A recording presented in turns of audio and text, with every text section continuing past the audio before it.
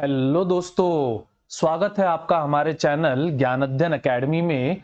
दोस्तों, आज से हम ज्योग्राफी की पूरी सीरीज जो है स्टार्ट कर रहे हैं। अब जैसा कि आप जानते ही होंगे, ज्योग्राफी में बहुत सारे टॉपिक्स आते हैं, जैसे पॉपुलेशन ज्योग्राफी हुआ, या वर्ल्ड के ओशियन करंट्स हुए, क्लाइमेट हुए, फॉरेस्ट हुए, या फिर बायोस्फीयर, एटमॉस्फेयर, लिथोस्फीयर, हाइड्रोस्फीयर, जो इसको अलग वर्ड्स में कहा जा सकता है, वो हुआ।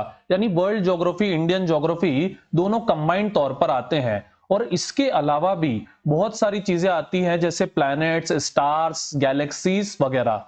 पर मैं अगर आपसे ये पूछूं कि ये ज्योग्राफी एक्चुअली में होती क्या है, एंड उससे भी इंपॉर्टेंट, किसी भी गवर्नमेंट जॉब, एमपीपीएससी या यूपीएससी की तैयारी करते टाइम आखिर हम इस सब्जेक्ट को पढ़ते ही क्यों हैं, तो क्या आप मुझे बता पाएंगे?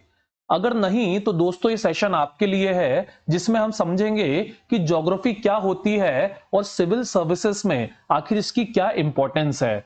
सबसे पहले हम इसको स्टार्ट करते हैं कॉस्मोलॉजी से, क्योंकि जो ज्योग्राफी है वो असल में कॉस्मोलॉजी की क्या है, ब्रांच होती है। अब आप कहेंगे सर कॉस्मोलॉजी क्या होती है, तो इसको समझते हैं हम एक एग्जांपल से। देखिए, अगर मैं पूरे वर्ल्ड की, क्या पूरे पूरे ब्रह्मांड की, पूरी यूनिवर्स की बात करूं, तो माना जाता है, इट इज अज्यूम दैट, कि यूनिवर्स जो है उसकी डिस्कवरी एक बहुत बड़े धमाके से हुई थी, जिसको बिग बैंग कहा जाता है। जिसके बाद हमारा पूरा यूनिवर्स क्या हो गया, फैल गया। और आज उस घटना को 13.7 बिलियन ईयर्स जो हैं बीत चुके हैं, जिसके बाद हम यहां हैं।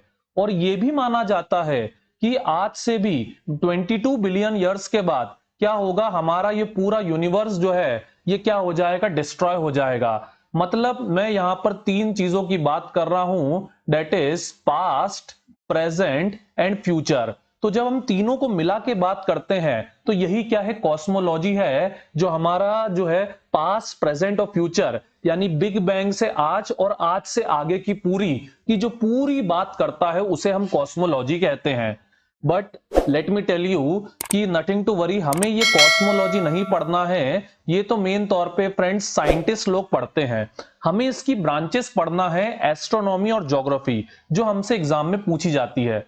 अब एस्ट्रोनॉमी क्या होता है, इसको भी हम एक एग्जांपल समझते हैं। मुझे बताइए, हमारी गैलेक्सी का नाम क्या है? Definitely you all will say मंदाकिनी। Milky way is not the name of our galaxy. अब जो गैलेक्सीज होती हैं, कितनी होती हैं? तो there is no perfect answer. Infinite galaxies जो है होती हैं, और वो मेनली तीन शेप्स में होती है, इलेप्टिकल, इरेगुलर और स्पाइरल। इसमें से हमारी गैलेक्सी किस शेप में है? स्पाइरल शेप में है।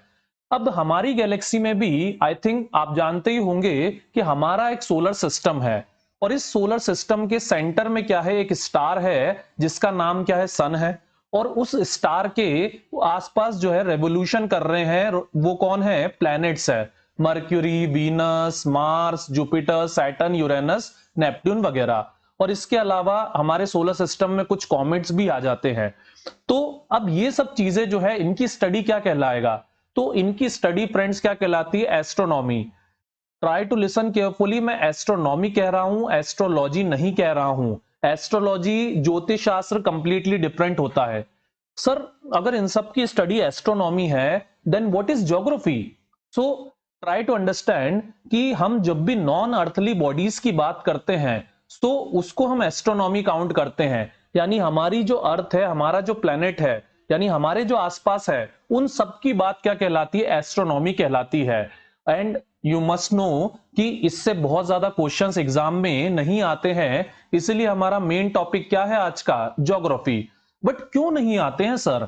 तो इसलिए नहीं आते हैं कि हमारी आज भी जो साइंस है वो इतनी आगे नहीं निकली है कि हमारे पास एस्ट्रोनॉमी का प्रॉपर डेटा हो, इसलिए इससे बहुत ज्यादा क्वेश्चंस नहीं आते हैं। Other than that, as a civil servant जब आप जॉब करेंगे, तो मुझे बताइए, मैक्सिमम चांसेस आपकी जॉब जो है वो अर्थ पे रहेगी, या फिर किसी और प्लैनेट वगैरह पे रहेगी, अवतार फिल्म की तरह? सो डेफिनेटली अर्थ पे रहेगी। सो इसलिए आपको अर्थ के बारे में डिटेल में जानना बहुत जरूरी है।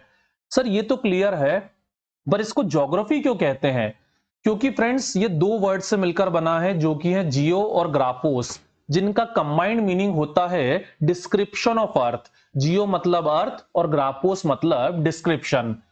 सर ये तो बात समझ में आ गई, पर क्या हम भी ज्योग्राफी का ही पार्ट हैं? डेफिनेटली फ्रेंड्स, हम भी ज्योग्राफी का ही क्या है, पार्ट है। रीजन बीइंग कि ज्योग्राफी को आप स्टडी ऑफ अर्थ के फिजिकल फीचर यानी प्लान यानी कि माउंटेन, प्लेटू, प्लेन, ये सब तो कहते हैं, बट इसके अलावा हम जो ह्यूमंस है उनका भी अर्थ पर पूरा पूरा क्या होता है, इंपैक्ट पड़ता है।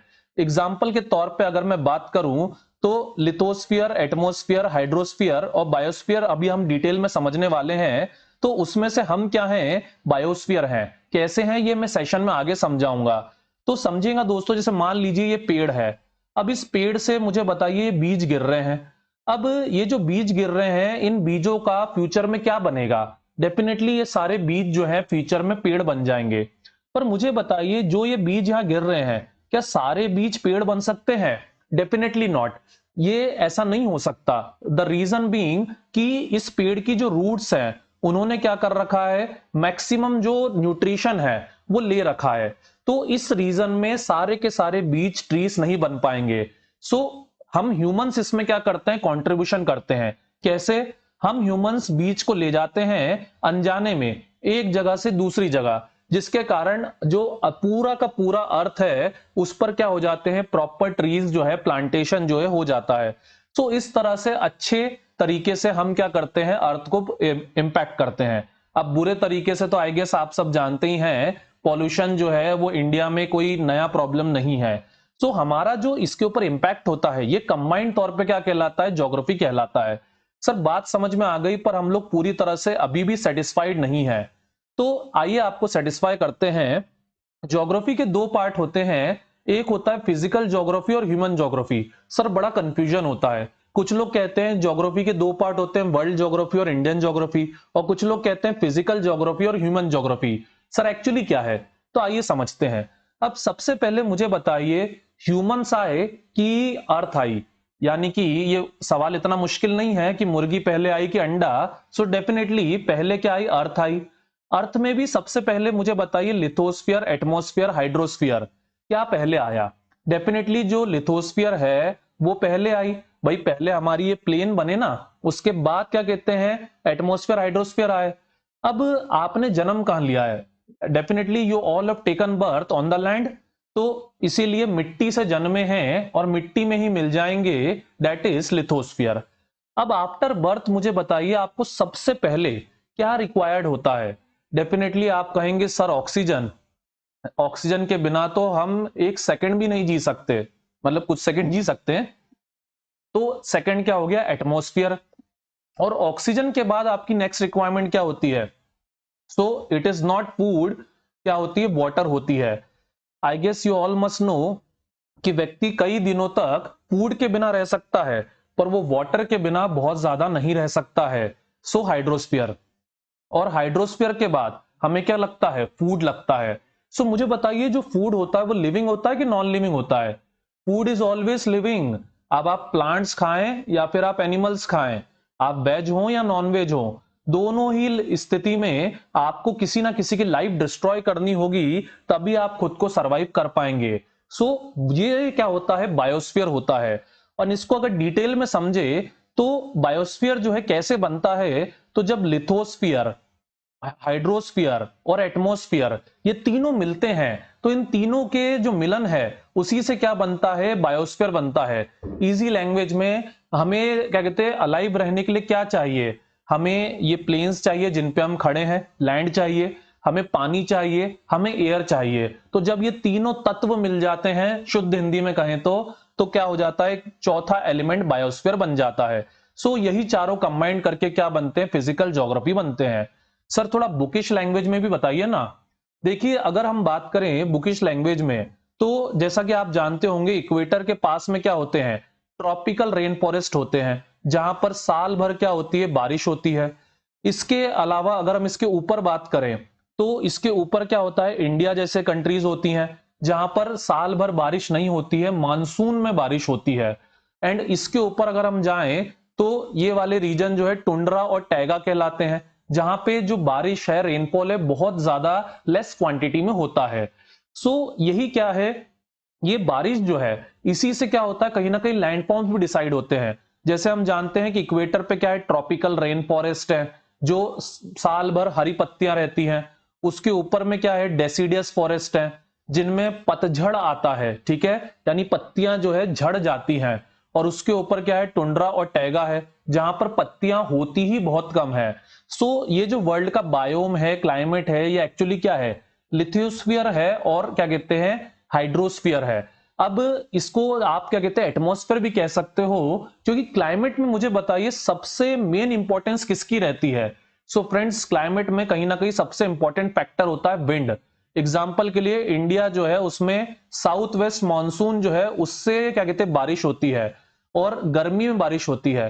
पर इंडिया की जगह अगर आप क्या कहते हैं ये यूरोपियन कंट्रीज देखेंगे, सो इन्हें क्या कहा जाता है, मेडिटेरियन कंट्रीज, जहां पर बारिश तो होती है बट द थिंग इज कि बारिश गर्मी में नहीं, बारिश विंटर में होती है।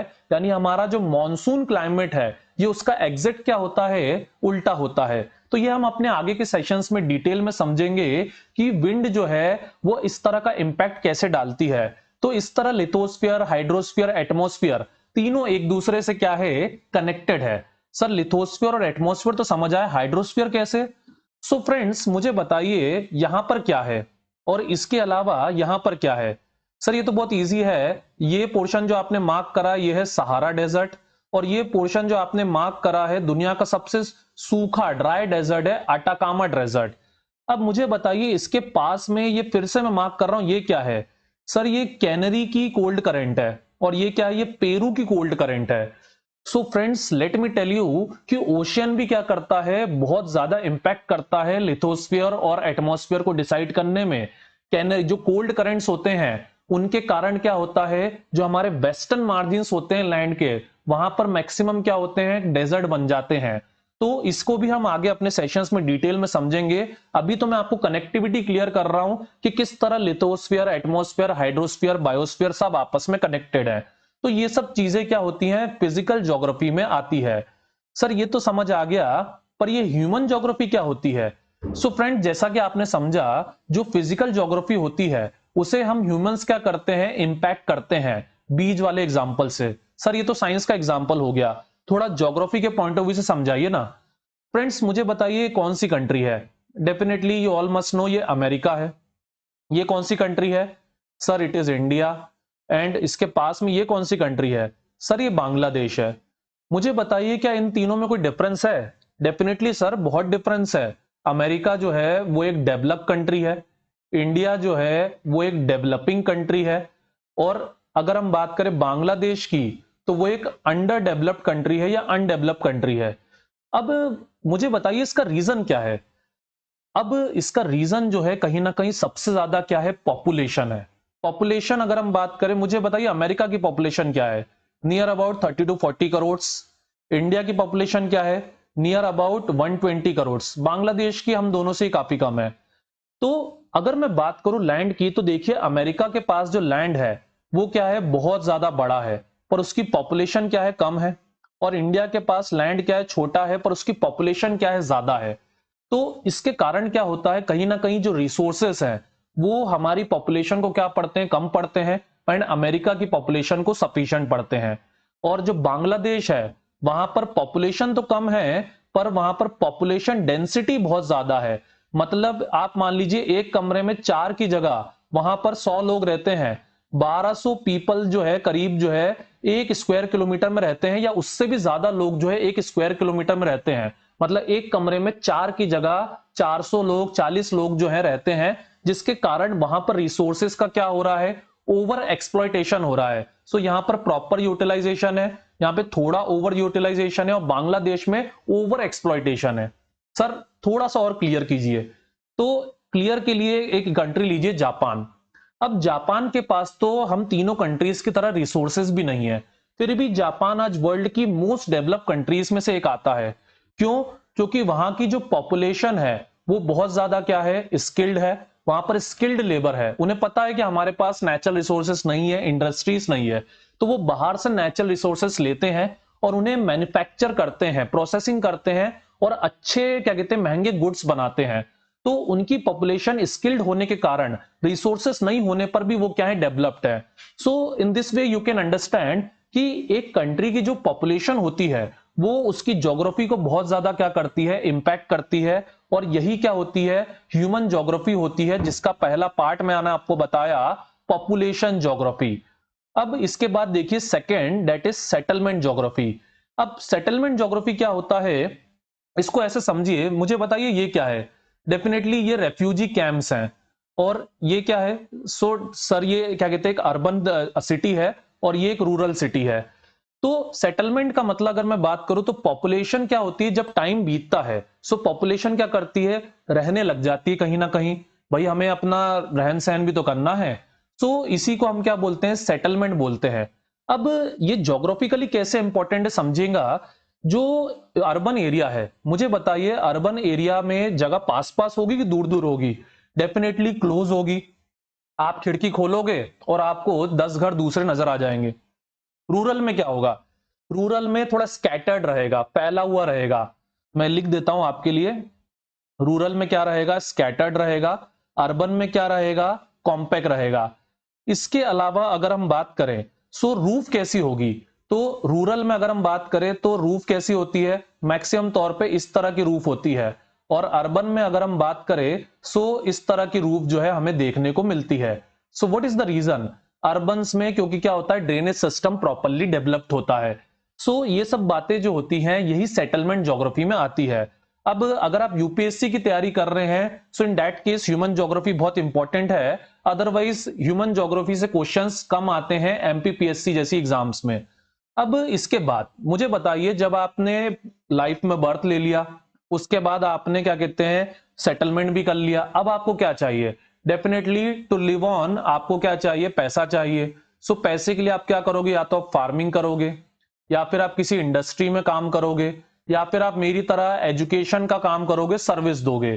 तो ये सारी इकोनॉमिक एक्टिविटीज को जब हम स्टडी करते हैं तो यही क्या हो जाता है, इकोनॉमिक ज्योग्राफी हो जाता है। And I have already told you, economic geography मतलब आप एक तरह से अपनी कंट्री के रिसोर्सेज की स्टडी कर रहे हो, जिसका एग्जांपल मैंने आपको दे दिया है ऑलरेडी कि जापान जो है वो क्या है, रिसोर्सेस नहीं है, इसलिए उसने एक अलग तरीके से अपने आप को डेवलप करा। और हमारे पास नेचुरल रिसोर्सेस हैं तो हमने अपने आप को एग्रीकल्चर इकोनॉमी के तौर पे डेवलप करा। सो रिसोर्सेस क्या करते हैं, किसी भी कंट्री के नेचर को बहुत ज्यादा जस्टिफाई करते हैं। एग्जाम्पल के लिए अगर आप तुर्कमेनिस्तान या अफगानिस्तान जैसी कंट्रीज की बात करें तो वहां के लोग टेररिस्ट बनते हैं।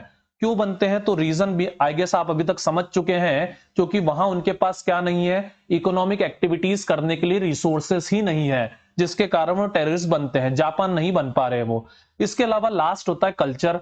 अब भाई व्यक्ति के पास जब पैसा आ जाता है तो उसको थोड़ा इंटरटेनमेंट भी चाहिए। सो इंटरटेनमेंट क्या होता है, कल्चरल ज्योग्राफी होता है। इस मैप में आप देख सकते हैं वर्ल्ड को मैंने डिफरेंट इंपॉर्टेंट कल्चर्स में बांटा है। Not at all very important but still I guess आपको देख के अच्छा लगेगा। अब कल्चरल ज्योग्राफी में हम क्या पढ़ते हैं, language, art, government, social organization, religion, Hindu Muslim Sikh ईसाई, कस्टम्स, इंडिया में दिवाली, अमेरिका में हैलोवीन, क्रिसमस। सर लेकिन ये ज्योग्राफी का पार्ट कैसे है? So try to understand. मैं आपसे एक सवाल पूछता हूं, इंडिया जो है उसमें आज भी इंग्लिश लैंग्वेज प्रैक्टिस होती है, जबकि हम मैक्सिमम अपना कम्युनिकेशन जो है हिंदी में करते हैं। So what is the reason? तो रीजन है हमारी ज्योग्राफी। अगर हम अपनी ज्योग्राफी में जो देखें तो इंडिया के जो सदर्न स्टेट्स हैं, वो सदर्न स्टेट्स में क्या होती है, लैंग्वेज बोली जाती है कौन सी, तमिल, तेलुगु, कन्नड़ वगैरह। और जो हमारे नदर्न स्टेट्स हैं या फिर सेंट्रल इंडिया के स्टेट्स हैं, वहां लैंग्वेज कौन सी बोली जाती है, मेन तौर पे हिंदी। तो यहां पर मुझे बताइए क्या हो जाएगा, हिंदी इंग्लिश में कम्युनिकेशन गैप हो जाएगा। तो इस गैप को अवॉइड करने के लिए क्या करा गया, इंग्लिश लैंग्वेज का क्या करा गया, सहारा लिया गया। 1965 में इवन बात भी चली थी कि हम इंग्लिश को अबॉलिश कर दे, बट साउथ के स्टेट्स ने क्लियरली डिनाई कर दिया कि हम हिंदी को नहीं अपनाएंगे। सो कहीं ना कहीं लैंग्वेज भी क्या है, एक इंपॉर्टेंट ज्योग्राफिकल फैक्टर है। आई गेस आपको ये सब अच्छे से क्लियर हो गया होगा। सर ये पूरा हमें समझ आ गया, बट आपने जो मेन सब्जेक्ट्स हैं इंडियन ज्योग्राफी और वर्ल्ड ज्योग्राफी, उसके बारे में तो बताया ही नहीं, क्योंकि बुक्स में तो मेन यही होता है। So try to listen very carefully. World geography और इंडियन ज्योग्राफी ये कुछ भी नहीं होता है। जब हम पूरे वर्ल्ड की फिजिकल और ह्यूमन ज्योग्राफी कंबाइंड पढ़ते हैं सो ये वर्ल्ड ज्योग्राफी बन जाता है। जब हम पूरे इंडिया की फिजिकल और ह्यूमन कंबाइंड पढ़ते हैं तो ये इंडियन ज्योग्राफी बन जाता है। गवर्नमेंट एग्जाम्स के पॉइंट ऑफ व्यू से आपको इंडिया की ह्यूमन ज्योग्राफी और वर्ल्ड ज्योग्राफी, फिजिकल ज्योग्राफी दोनों पढ़ना है, और वर्ल्ड पॉइंट ऑफ व्यू से मेन तौर पे आपको फिजिकल ज्योग्राफी ही पढ़ना है। अगर आप क्या कहते हैं एमपीपीएससी टारगेट कर रहे हो और यूपीएससी टारगेट कर रहे हो तो ह्यूमन ज्योग्राफी भी आपके लिए इक्वली इंपॉर्टेंट हो जाती है। सर लेकिन सिविल सर्विसेज में इसका इंपॉर्टेंट क्या है? फ्रेंड्स मैं इसका ऑलरेडी आपको आंसर कर चुका हूं। सिविल सर्विसेज जो है उसमें जितने भी सब्जेक्ट होते हैं, सारे सब्जेक्ट्स को डायरेक्टली इनडायरेक्टली ज्योग्राफी क्या करती है, अफेक्ट करती है। For example Harappa civilisation if I ask you कहां थी, डेफिनेटली आप सब कहेंगे कि सर जो इंडिया है, मैं इधर ऊपर बना रहा हूं, इंडिया का जो पाकिस्तान वाला रीजन है वहां पर हड़प्पा सिविलाइजेशन पूरी मेन थी। ये इस तरह कोई सी रिवर के किनारे थी? सर ये इंडस रिवर के किनारे थी।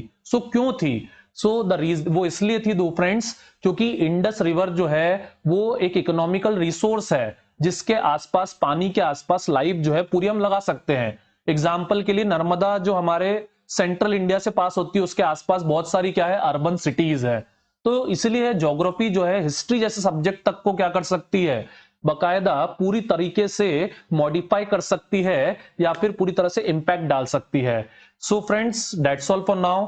आपको अगर आज का सेशन पसंद आया हो तो हमारे चैनल को सब्सक्राइब करें, और इसके अलावा ऐसे सेशंस आपके लिए लगातार आते रहेंगे। कोई डाउट हो तो कमेंट सेक्शन में आप कमेंट करके हमें बता सकते हैं। आज के लिए अलविदा।